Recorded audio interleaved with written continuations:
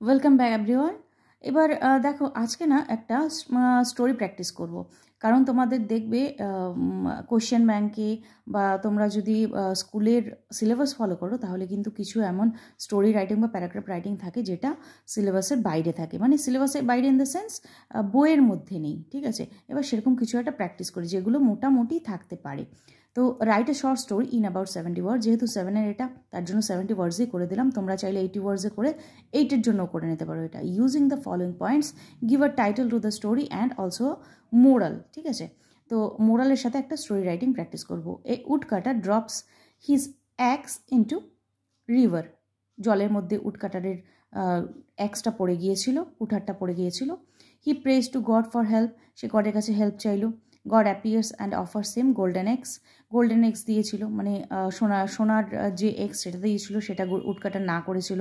তারপর কি হয়েছিল, তাকে আবার গড শোজ হিম সিলভার এক্স, হি রিফিউজেস, যেটা সোনালি দেওয়ার পরে কিন্তু তাকে রূপার তৈরি একটা এক্সও দেওয়া হয়েছিল, সেটাও সে রিফিউজ করেছিল। Finally God gives him his own iron axe, তারপরে তার নিজের যে আয়রনের এক্সটা সেটা তাকে দিয়েছিল। Impressed by honesty God gives him 3 axes, তার অনেস্টির জন্য বা তার সততার জন্য তাকে 3টা এক্সে পরবর্তীতে দিয়ে দেওয়া হয়েছিল।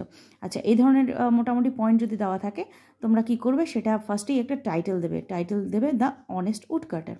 এবার কিভাবে লিখতে হবে, once a woodcutter by mistake dropped his axe into a river, কোনো এক সময় একটা উড কাটার বাই মিস্টেক ভুল করে তার এক্সটা জলের মধ্যে বা রিভারের মধ্যে পড়ে গিয়েছিল, ফেলে দিয়েছিল। He prayed to God for help, সে কী করলো, গডের কাছে প্রার্থনা করলো, কারণ সে গরিব মানুষ, তার কাছে নিশ্চয়ই আর নেই।